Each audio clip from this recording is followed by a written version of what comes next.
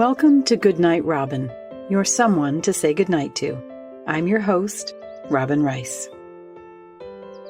Today's episode is sponsored by Leslie Riley at Lead Like a Girl. Lead Like a Girl is redefining what it means to be a leader. They value collaboration over control, curiosity over certainty, compassion over criticism. The bravest thing you can be is yourself, and in doing so, inspire others to do the same. To find Leslie's TEDx talk and learn how you are an asset, see the link in our show notes or visit leadlikeagirl.com. Tonight I want to talk to you about Robert Frost's poem about the road not taken.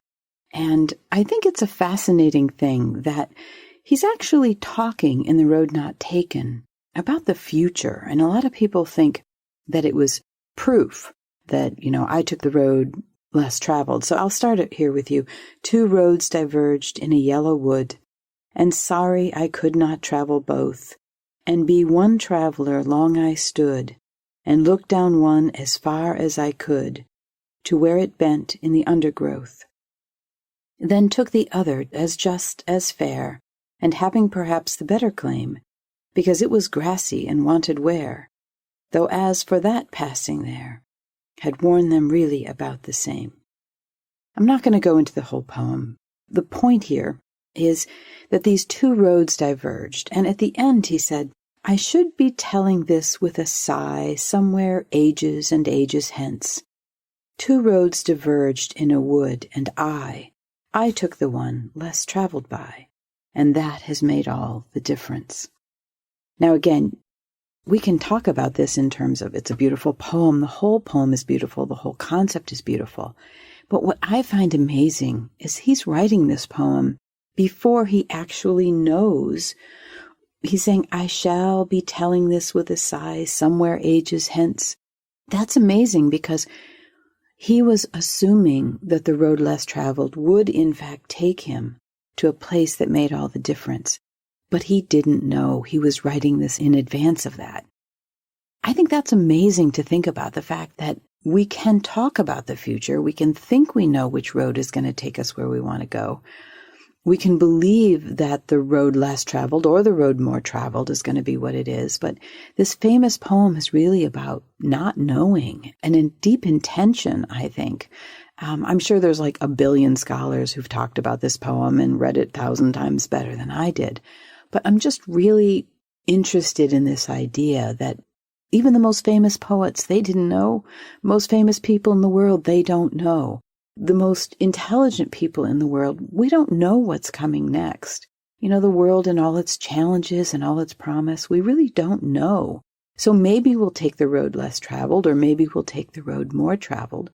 But the idea is that we want to project ourselves into the future and say, well, if this is the way I go, that's the way that's going to make all the difference. And take our best guess and then just go in that direction. For years, my prayer has always been, I'm going to walk, turn me if I'm going the wrong way. And that's a pretty risky prayer, if you ask me. And by the way, praying is a general term here. I'm not talking about a particular religion or anything, or even could tell you who I'm praying to or whatever. Maybe it's just an internal prayer. But whatever it is, the idea is life, destiny, God, whatever. I'm just saying, look, I'm not going to sit here and stall. I'm going to go do something. I'm going to create this podcast as an example. And I don't know where it'll go, but I'm going to keep moving forward and turn me if I'm in the wrong direction. Let life turn me, let circumstances, whatever. And that's what I'm going to trust. So for me, I don't know if the road is going to diverge, and I don't know if it's going to be the less traveled or the more traveled road. I have no idea. But I do know that I have this faith that if I move forward, if I'm going the wrong way, I'll be turned. But I'm not going to just sit here. I'm not going to just sit at this place in the road. So the reason I'm bringing this up tonight is because I think a lot of us get really stuck and paralyzed even. One of my mentors used to talk about the paralyzation of self-hypnosis, and we think, oh, no, this could happen or that could happen, and blah. And so we don't do anything. And that paralysis, that hypnosis that leads to paralysis, the self-hypnosis is what she called it. That is so real, but the way to move forward is just say, you know what, I'm just going to go. I'm just going to do it. There's been research on this, actually. I think there was a book out there called Falling Forward that talked about this. And I'm just offering this tonight in the event that you're stuck. Like I've been stuck before and not known which way to go. And then maybe just take a step. Maybe this is just your encouragement to take a step in some direction. And maybe you even make some kind of a prayer. You trust that life is going to move you in the right direction if you're going in the wrong direction. Anyway, that's what works for me, and it's worked for me for a lot of years, and that's behind this very podcast. So the fact that I'm talking to you right now, it's part of that. I hope it encourages you in some way to take some positive action in your life. All right. Good night, my friends.